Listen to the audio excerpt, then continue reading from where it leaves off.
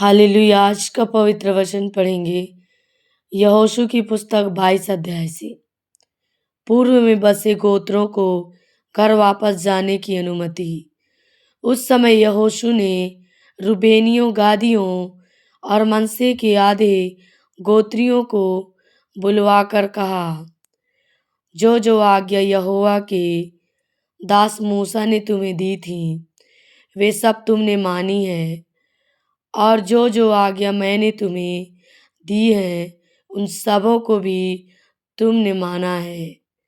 तुमने अपने भाइयों को इतने दिनों में आज के दिन तक नहीं छोड़ा, परंतु अपने परमेश्वर यहोवा की आज्ञा तुमने चौकसी से मानी है।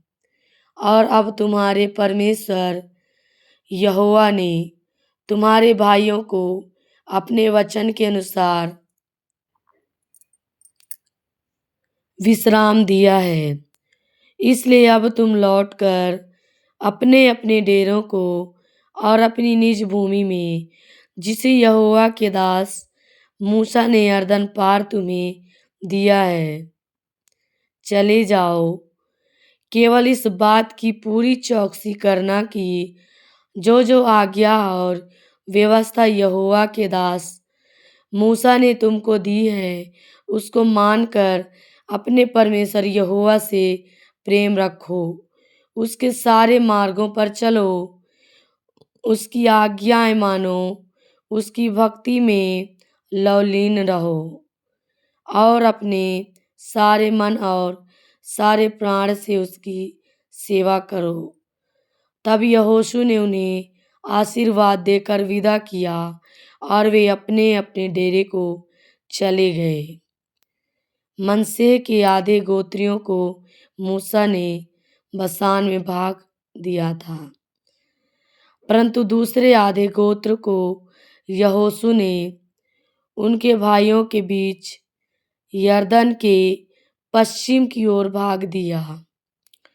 उनको जब यहोशू ने विदा किया कि अपने अपने डेरे को जाएं, तब उनको भी आशीर्वाद देकर कहा, बहुत से पशु और चांदी, सोना, पीतल, लोहा और बहुत से वस्त्र और बहुत धन संपत्ति लिए हुए अपने अपने डेरे को लौट जाओ और अपने शत्रुओं की लूट की संपत्ति को अपने भाइयों के संग बांट लेना। तब रूबेनी, गादी और मनश्शे के आधे गोत्री इज़राइलियों के पास से अर्थात कनान देश के शीलो नगर से अपनी गिलाद नामक निज भूमि में, जो मूसा के द्वारा दी गई यहोवा की आज्ञा के अनुसार उनकी निज भूमि हो गई थी, जाने के विचार से लौट गए। यरदन के किनारे वेदी की स्थापना।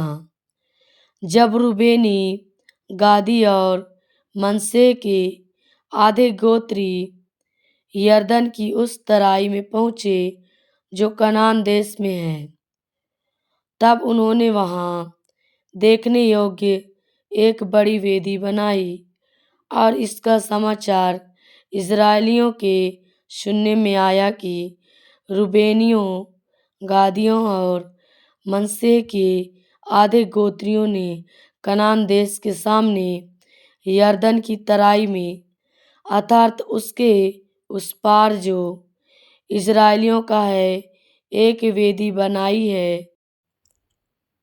जब इज़राइलियों ने यह सुना, तब इज़राइलियों की सारी मंडली उनसे लड़ने के लिए चढ़ाई करने को शीलो में इकट्ठी हुई।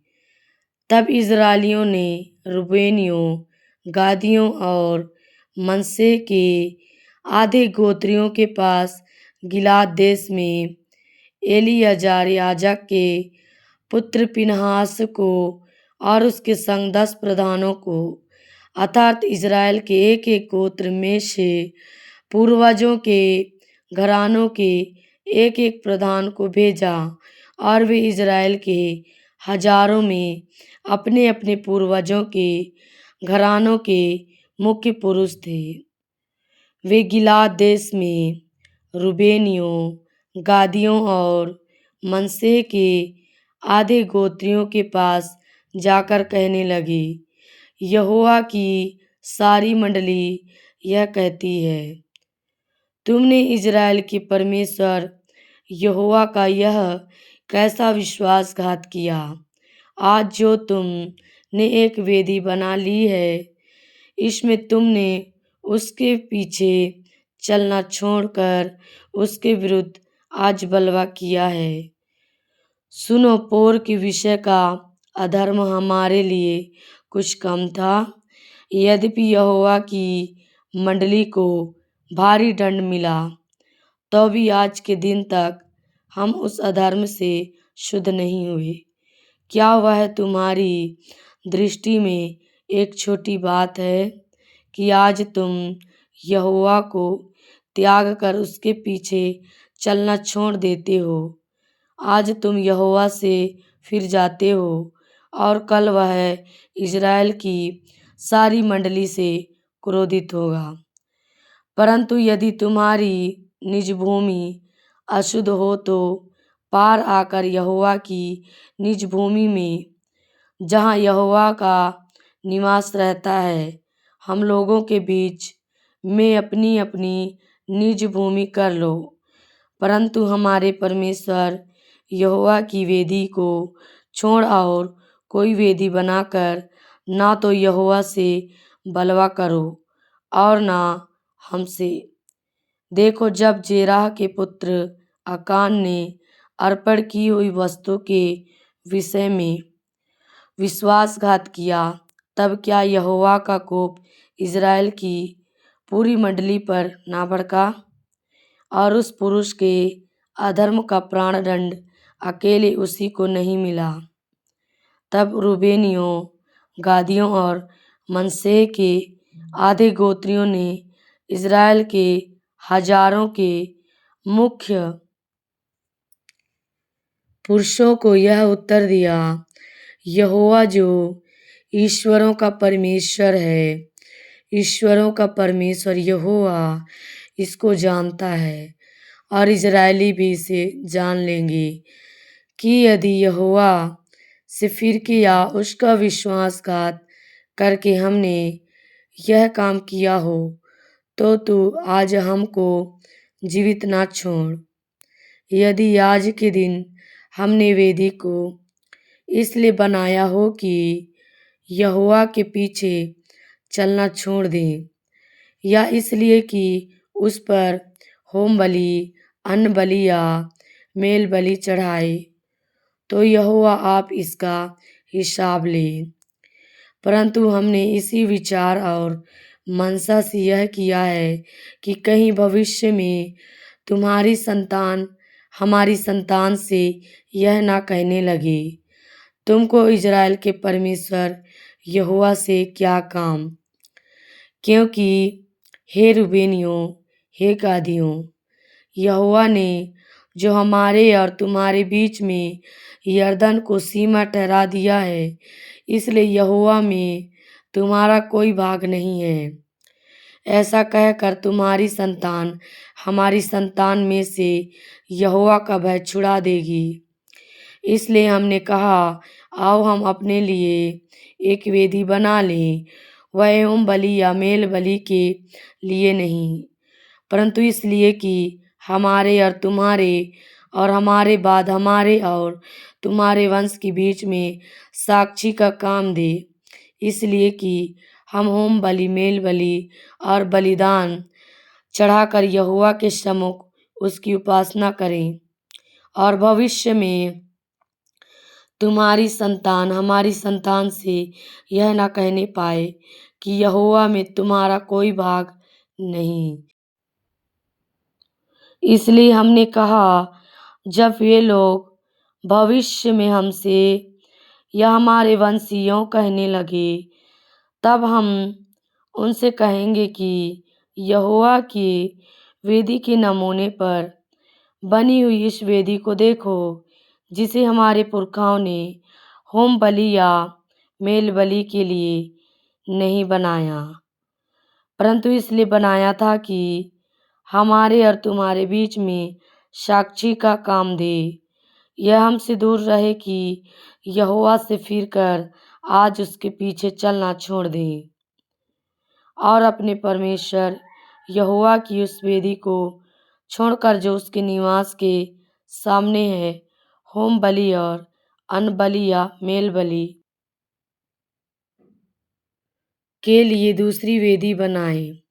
रूबेनियों, गादियों और मनश्शे के आधे गोत्रियों की इन बातों को सुनकर फिनहास याजक और उसके संग मंडली के प्रधान, जो इज़राइल के हजारों के मुख्य पुरुष थे, वे अति प्रसन्न हुए।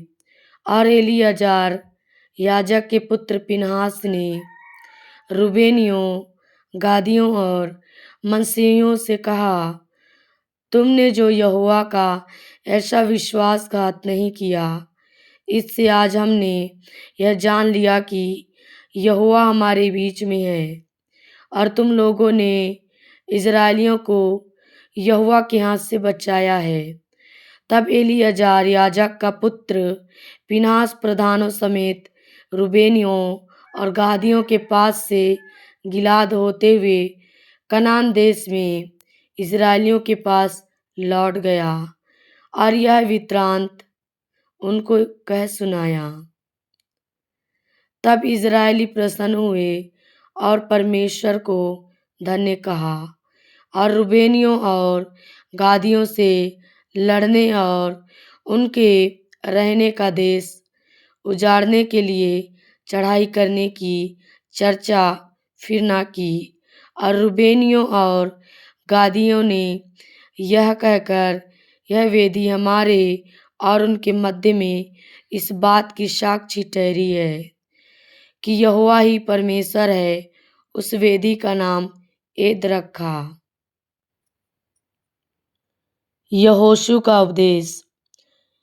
इसके बहुत दिनों के बाद जब यहोवा ने इज़राइलियों को उनके चारों ओर के शत्रुओं से विश्राम दिया और यहोशू बूढ़ा और बहुत आयु का हो गया, तब यहोशू सब इज़राइलियों को अर्थात पुरनियों, मुख्य पुरुषों, न्यायियों और सरदारों को बुलवाकर कहने लगा, मैं तो अब बूढ़ा और बहुत आयु का हो गया हूँ और तुमने देखा है कि तुम्हारे परमेश्वर यहोवा ने तुम्हारे निमित्त इन सब जातियों से क्या क्या किया है, क्योंकि जो तुम्हारी ओर से लड़ता आया है वह तुम्हारा परमेश्वर यहोवा है।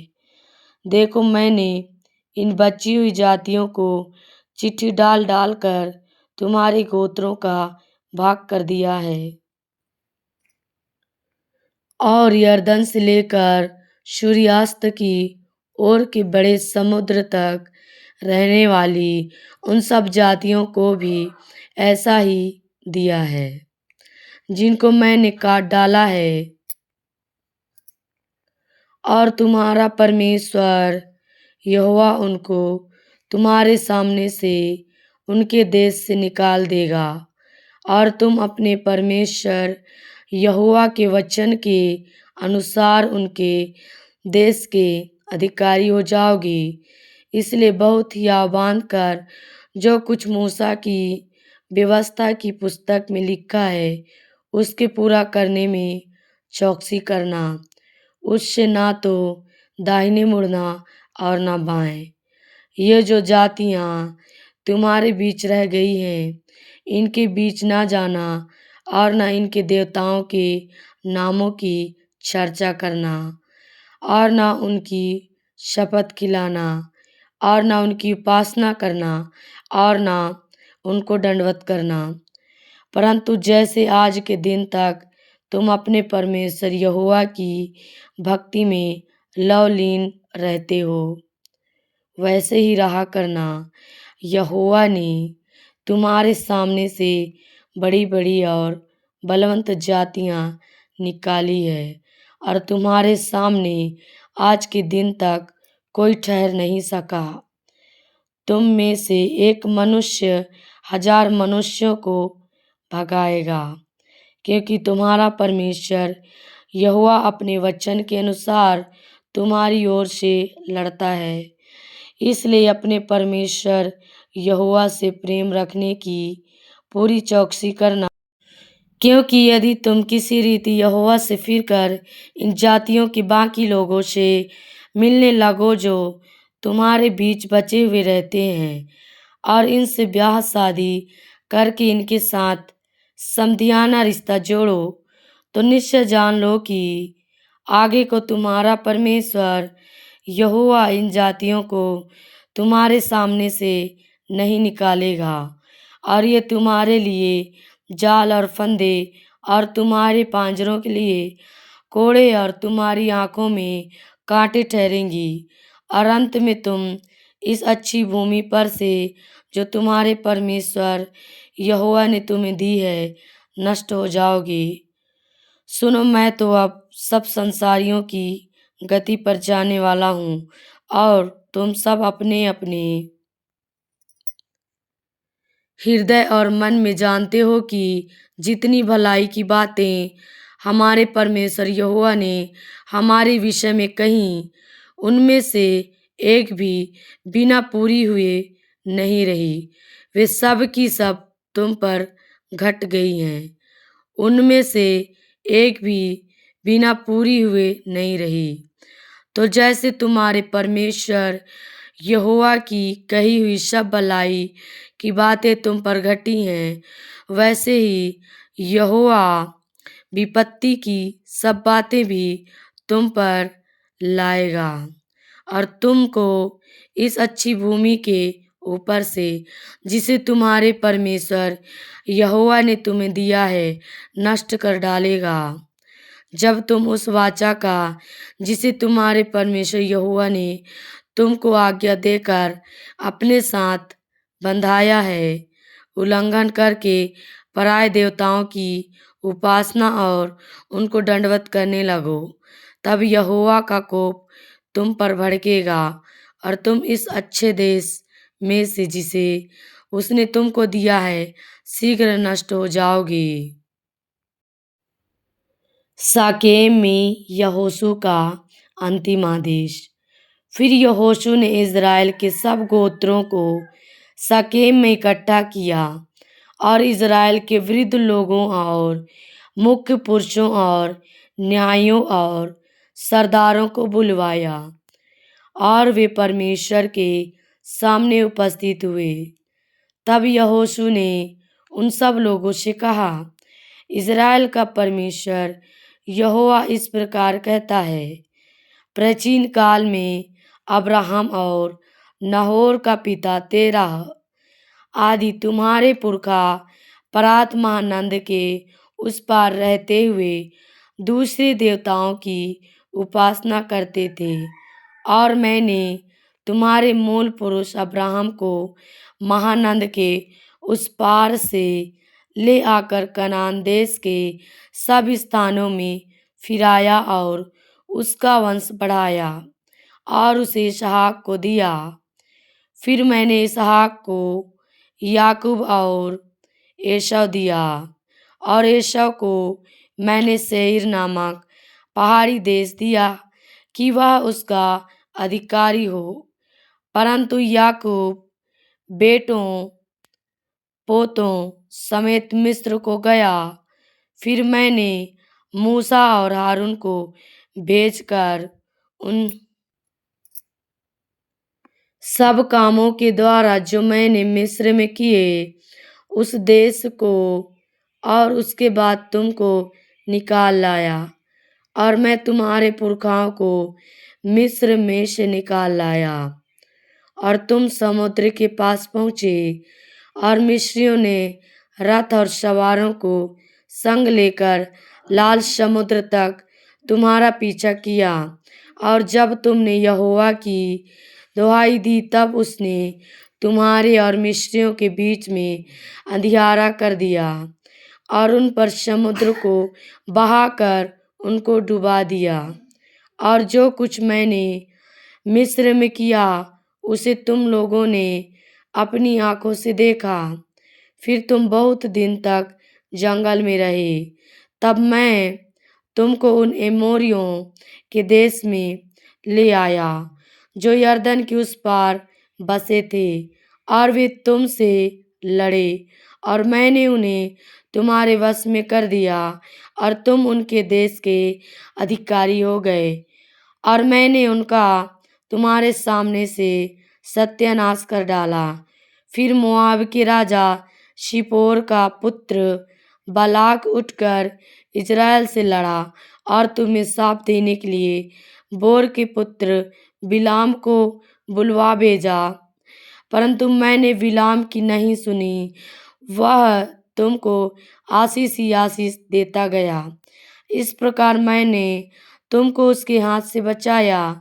तब तुम यरदन पार होकर यरीहो के पास आए, और जब यरीहो के लोग और एमोरी, परिजी, कनानी, हित्ती, गिर्गाशी, हिब्बी और यबूसी तुमसे लड़े, तब मैंने उन्हें तुम्हारे वश में कर दिया।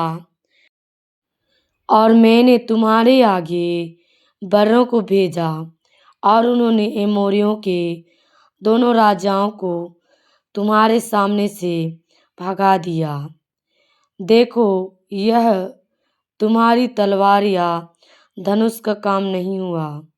फिर मैंने तुम्हें ऐसा देश दिया जिसमें तुमने परिश्रम ना किया था, और ऐसे नगर भी दिए हैं जिन्हें तुमने ना बसाया था, और तुम उसमें बसे हो। और जिन दाख और जैतून के बगीचों के फल तुम खाते हो, उन्हें तुमने नहीं लगाया था। इसलिए अब यहोवा का भय मानकर उसकी सेवा खराई और सच्चाई से करो, और जिन देवताओं की सेवा तुम्हारे पुरखा महानंद के उस पार और मिस्र में करते थे, उन्हें दूर करके यहोवा की सेवा करो। और यदि यहोवा की सेवा करनी तुम्हें बुरी लगे, तो आज चुन लो कि तुम किसकी सेवा करोगे, चाहे उन देवताओं की जिनकी सेवा तुम्हारे पुरखा महानंद के उस पार करते थे, और चाहे एमोरियों के देवताओं की सेवा करो जिनके देश में तुम रहते हो। परंतु मैं तो अपने घराने समेत यहोवा ही की सेवा नित्य करूँगा। तब लोगों ने उत्तर दिया, यहोवा को त्याग कर दूसरे देवताओं की सेवा करनी हमसे दूर रहे, क्योंकि हमारा परमेश्वर यहोवा वही है जो हमको और हमारे पुरखाओं को दासों के घर अर्थात मिस्र देश से निकाल ले आया, और हमारे देखते देखते बड़े बड़े आश्चर्य कर्म किए, और जिस मार्ग पर और जितनी जातियों के मध्य में से हम चले आते थे, उनसे हमारी रक्षा की, और हमारे सामने से इस देश में रहने वाली एमोरी आदि सब जातियों को निकाल दिया है। इसलिए हम भी यहोवा की सेवा करेंगे, क्योंकि हमारा परमेश्वर वही है। यहोशू ने लोगों से कहा, तुमसे यहोवा की सेवा नहीं हो सकती, क्योंकि वह पवित्र परमेश्वर है, वह जलन रखने वाला ईश्वर है। वह तुम्हारे अपराध और पाप क्षमा ना करेगा। यदि तुम यहोवा को त्याग कर पराय देवताओं की सेवा करने लगोगे, तो यद्यपि वह तुम्हारा भला करता आया है, तो भी वह फिर कर तुम्हारी हानि करेगा और तुम्हारा अंत भी कर डालेगा। लोगों ने यहोशू से कहा, नहीं, हम यहोवा ही की सेवा करेंगे। यहोशू ने लोगों से कहा, तुम आप ही अपने साक्षी हो कि तुमने यहोवा की सेवा करनी चुन ली है। उन्होंने कहा, हाँ, हम साक्षी हैं। यहोशू ने कहा, अपने बीच में से पराय देवताओं को दूर करके अपना अपना मन इज़राइल के परमेश्वर यहोवा की ओर लगाओ। लोगों ने यहोशू से कहा, हम तो अपने परमेश्वर यहोवा ही की सेवा करेंगे और उसी की बात मानेंगे। तब यहोशू ने उसी दिन उन लोगों से वाचा बंधाई और शकेम में उनके लिए विधि और नियम ठहराए। यह सारा वृत्तांत यहोशू ने परमेश्वर की व्यवस्था की पुस्तक में लिख दिया और एक बड़ा पत्थर चुनकर वहां उस पांच वृक्ष के तले खड़ा किया जो यहोवा के पवित्र स्थान में था।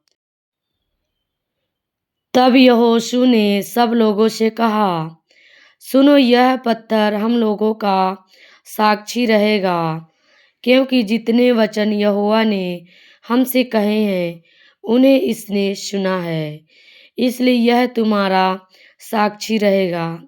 ऐसा ना हो कि तुम अपने परमेश्वर से मुकर जाओ। तब यहोशू ने लोगों को अपने अपने निज भाग पर जाने के लिए विदा किया। यहोशू और एलीआजर की मृत्यु। इन बातों के बाद यहोवा का दास नून का पुत्र यहोशू 110 वर्ष का होकर मर गया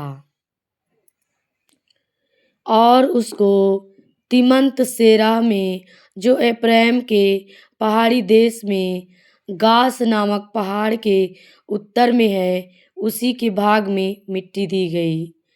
यहोशू के जीवन भर और जो वृद्ध लोग यहोशू के मरने के बाद जीवित रहे और जानते थे कि यहोवा ने इज़राइल के लिए कैसे कैसे काम किए थे, उनके भी जीवन भर इज़राइल यहोवा ही की सेवा करते रहे।